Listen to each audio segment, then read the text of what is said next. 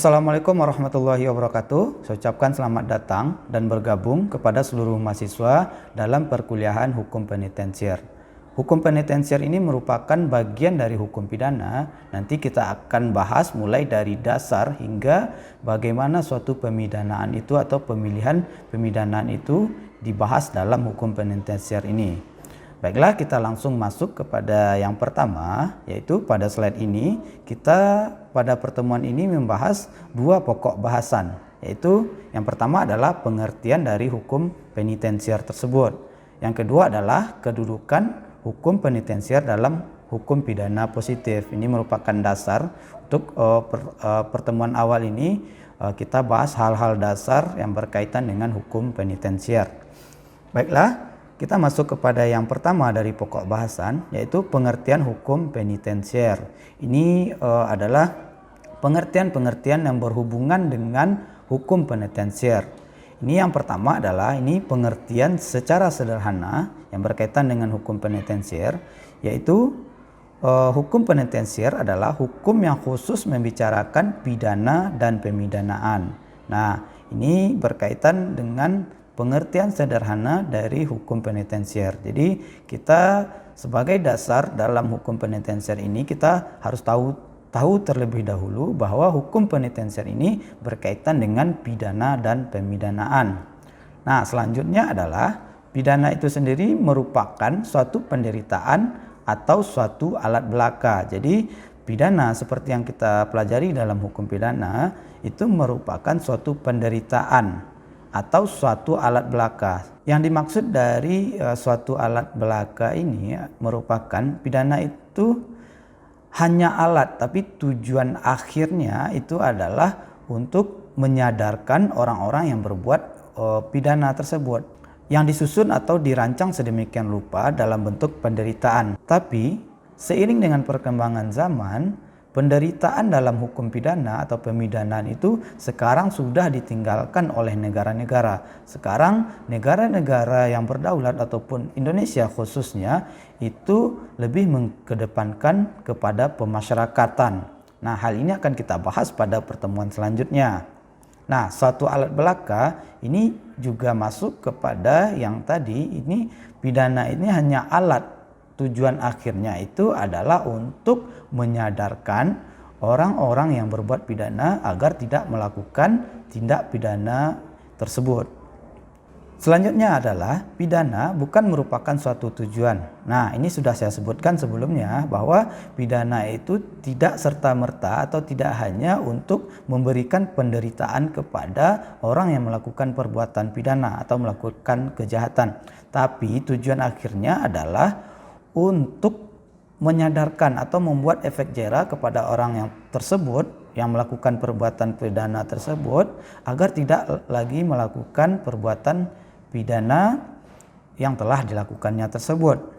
Selanjutnya adalah ini ada beberapa istilah yang berkaitan dengan hukum pidana. Ini juga ada kaitannya nanti dengan hukum penitensier. Yang pertama adalah pemidanaan. Sebab pemidanaan ini merupakan kata keadaan atau kata sifat. Selanjutnya adalah mempidana, yaitu menghukum. Ini jelas ini adalah merupakan kata kerja.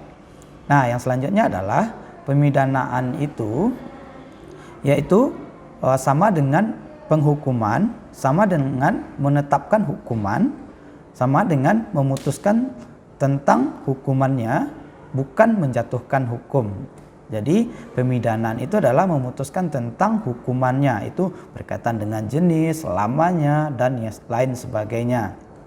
Nah, yang terakhir adalah berhubung ini kuliah hukum penitensier, maka yang dimaksud hukuman adalah pemidanaan. Jadi kita garis bawahi atau kita batasi bahwa hukuman ini hanya dalam ranah pidana. Ini sudah tidak menyangkut hukum perdata dan sebagainya. Jadi perlu kita ingat bahwa dalam belajar ataupun kuliah hukum penitensier ini kita yang berkaitan dengan hukuman itu adalah tentang pemidanaan.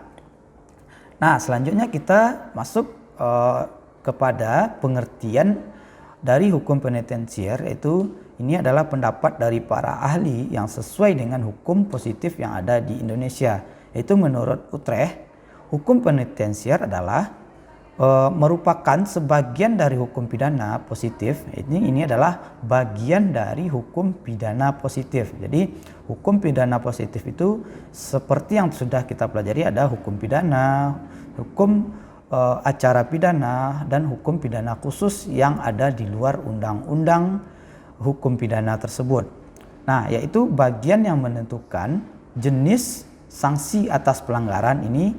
Jenis sanksi dari atas pelanggaran ini merupakan bagian dari hukum penitensier, yaitu setelahnya adalah beratnya sanksi itu. Jadi penitensier tugasnya adalah menentukan jenis sanksi, beratnya sanksi, lamanya sanksi yang akan dijalani oleh orang yang melanggar perbuatan pidana tersebut. Yang terakhir adalah cara serta sanksi itu dilaksanakan. Nah, tadi saya juga sempat menyinggung di awal bahwa cara itu apakah dengan full ataupun penuh dengan memberikan penderitaan kepada orang yang melakukan perbuatan pidana, atau memberikan skill-skill dengan cara pemasyarakatan. Jadi pemasyarakatan ini sudah tren di dunia dalam melaksanakan sanksi pemidanaan, sanksi pidana, karena ini melatih orang-orang yang melakukan perbuatan pidana agar memiliki keahlian dan tidak kembali menjadi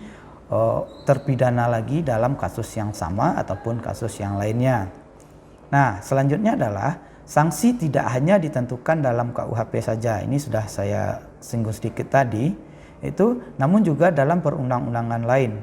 Di dalam hukum pidana kita mengenal adanya hukum pidana khusus dan hukum pidana umum. Hukum pidana umum itu adalah hal-hal yang ada ataupun dimuat dalam kitab undang-undang hukum pidana. Sedangkan hukum pidana khusus itu diatur dalam undang-undang tersendiri, yaitu seperti undang-undang tindak pidana korupsi, undang-undang pertambangan, undang-undang lingkungan hidup, undang-undang perkawinan, undang-undang lalu lintas, dan sebagainya. Nah, jadi yang dimaksud di sini dari cakupan dari hukum penitensier ini adalah semua yang berkaitan dengan hukum pidana yang ada di Indonesia, baik itu dalam kitab undang-undang hukum pidana maupun di luarnya, yaitu undang-undang khusus yang mengatur tentang pidana seperti korupsi, hukum lingkungan, dan lain sebagainya. Baiklah, kita masuk kepada yang kedua, yaitu kedudukan hukum penitensier dalam hukum pidana positif. Nah, ini sebenarnya sudah termasuk di dalam pengertian yang saya bacakan tadi atau yang kita bahas tadi, karena kedudukan dari hukum penitensier ini adalah merupakan bagian dari hukum pidana. Kita mengenal tadi adanya hukum pidana, kitab undang-undang hukum pidana, kitab hukum acara pidana, hukum pidana khusus, viktimologi, kriminologi. Ini juga termasuk di dalamnya adalah hukum penitensier, yaitu hukum penitensier ini mengatur tentang bagaimana cara pemidanaan, lamanya pemidanaan, dan lain sebagainya. Nah, di sini bagian hukumnya itu seperti yang kita bahas tadi, yaitu yang mengatur tentang yaitu jenis sanksi atas pelanggaran. Ini apakah kurungan, apakah hukuman mati, ataupun denda, ataupun yang lainnya. Selanjutnya adalah beratnya sanksi dari pidana tersebut. Apakah pidana itu pidana mati, pidana penjara, ataupun kurungan, atau wajib lapor. Yang ketiga adalah pidana yang mengatur tentang lamanya sanksi itu dirasakan oleh pelanggar. Ini sudah kita bahas. Jadi apakah 1 tahun, 30 hari, 1 hari, ataupun 20 tahun, dan terakhir adalah seumur hidup. Yang terakhir adalah cara serta sanksi itu dilaksanakan. Ini sudah kita bahas di awal, bagaimana cara suatu sanksi itu dilaksanakan atau dilakukan oleh aparat penegak hukum. Apakah dilakukan dengan cara memberikan penderitaan kepada orang yang melakukan tindak pidana, atau memberikan keahlian-keahlian dengan sistem pemasyarakatan. Misalkan keahlian untuk dalam hal perabot, dalam kerajinan, ataupun dalam hal potong rambut, ataupun yang lainnya.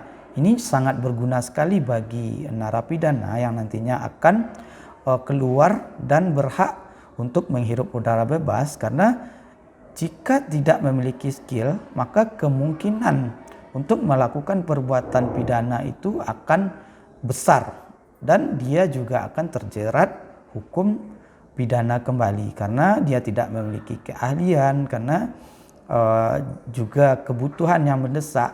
Nah, mungkin untuk pertemuan perdana ini ataupun pertemuan pengantar ini yang kita bahas terlebih dahulu. Nanti akan kita masuk kepada perkuliahan yang lebih menjurus kepada bagaimana hukum penitensier itu berjalan dalam hukum pidana. Ini kita bahas terlebih dahulu hal dasar, itu pengertian hukum penitensier dan kedudukan hukum penitensier dalam hukum pidana positif.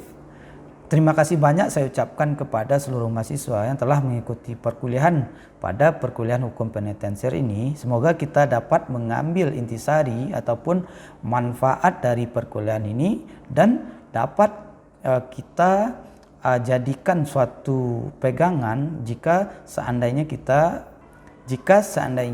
nanti kita memiliki kewenangan dalam hal hukum pidana ini, seperti kita sebagai polisi ataupun aparat-aparat penegak hukum yang berkaitan dengan hukum penitensier ini. Terima kasih banyak. Mohon maaf jika ada kesalahan. Saya tutup. Assalamualaikum warahmatullahi wabarakatuh.